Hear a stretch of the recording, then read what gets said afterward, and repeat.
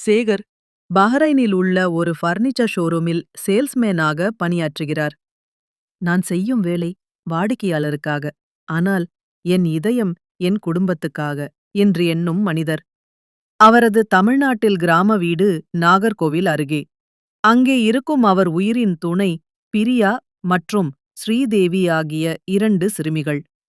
தந்தையர் தினத்தை முன்னிட்டு பிரியா தனது வகுப்பில் எழுத வேண்டும் என் அப்பா என்ன செய்கிறார் என்ற தலைப்பில் ஒரு கட்டுரை அவள் எழுதினாள். என் அப்பா பஹரைனில் உள்ள ஒரு பெரிய ஃபர்னிச்சர் கடையில் வேலை செய்கிறார். அவர் விற்ற நாற்காலியில் மற்ற குழந்தைகள் உட்காரும். ஆனா அவர் கட்டும் நிழலுக்குள்ள நான் இருக்க மாட்டேன். அன்றைய மாலை பிரியா மற்றும் ஸ்ரீதேவிக்கு ஒரு பெரிய கூரியர் வந்தது. பாக்ஸ் ஃப்ரம் அப்பா.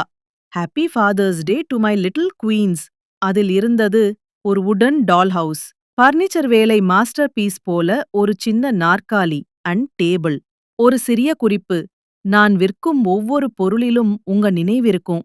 இந்த வீட்டில் நீங்க விளையாடும்போது நானும் உங்க கூட தான் இருக்கேன். கடந்த வாரம் பிரியா பள்ளியில் சொல்ல வந்தது, என் அப்பா வாடிக்கையாளர்களுக்கு நாற்காலி விக்கிறார், ஆனா எனக்காக சாம்ராஜ்யம் கட்டுறார். நாங்க அவர் கனவுல தான் இல்ல, வாழ்க்கையிலயும் இருக்கோம். பாடம்: ஒரு தந்தை விற்பனை செய்யும் பொருட்களில் கூட தனது பாசத்தை கலக்கிறார். குழந்தைகளுக்காக ஒரே மரத்தில் இருந்தாலும் அது நிழலாகவோ உறவாகவோ வீட்டாகவோ மாறுகிறது.